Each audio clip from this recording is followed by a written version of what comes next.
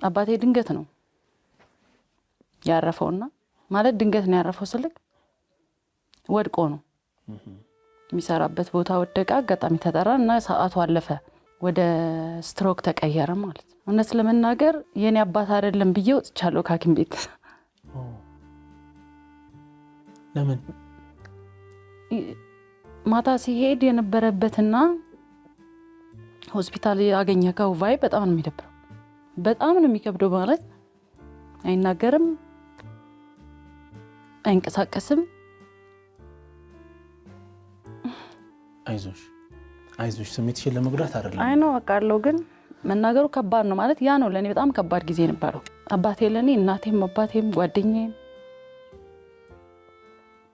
መካሬ ለኔ የጥንካሬ አሁን ላለውበት ጥንካሬ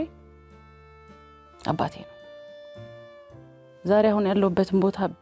ኖሮ ቤት ሲል ነበር እውነት ለመናገር ሀዘኑ ይያለ ታስተናግጂ ነበር አዎ በጣም በቃ ማለት ጊዜ ሰጥተውኛል ቆይ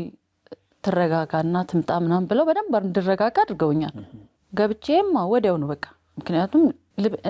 ልብሳችንን ስንቀይር አብረን ነው ሁሉ ነገር የሚቀየረው ሀዘንከም ደስታከም ሁሉም ነገር ስራክ ይሆናል ከዛ መጣ ግን ቶሎ የሚከፋ አክሰው ትሆናለህ